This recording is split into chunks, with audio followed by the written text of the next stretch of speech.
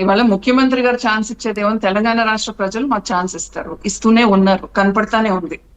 After assembly elections, parliament elections మీరు చూసారు ఏ రకంగా ఆదరించారు అనేది.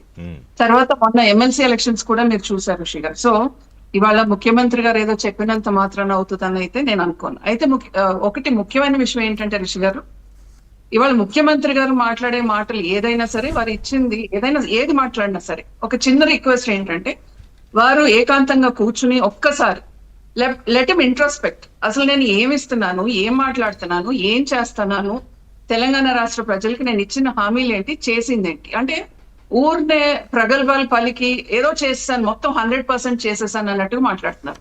ఇవాళ ఋషి గారు వారు సరే లేడీస్ అందరినీ అంబానీ అంత చేయటం నిజంగానే నేను ఇఫ్ ఈ really does that I really appreciated. కానీ మీరు ముందు ఇచ్చిన హామీలు, మీరు మేనిఫెస్టోలో పెట్టిన హామీలే నెరవేర్చలేకపోతున్నారు.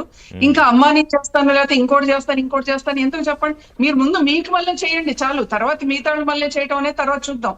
ముందు మీకు మళ్ళీ మీ అంత ధనవంతులుగా మీరు చేయండి ఫస్ట్ వారిని, తర్వాత మిగతా చూద్దాం. మీరు ఇస్తానంత మహిళలకి పెంచుతానన్న పెన్షన్స్ లేదు, మహిళల్ని కళ్యాణ లక్ష్మి ఏదైతే మీరు తులం బంగారం అన్నారో అది లేదు, స్కూటీ లేదు. ఇట్లా ప్రతిదీ చూసుకుంటూ వెళ్తే ఋషి గారు ఏది కూడా చేయలే. అందుకే నేను అంటున్నా, మీరు మాట్లాడే ముందు ఫస్ట్ మనం ఏమేం మాట్లాడాం, ఏం చేసాం,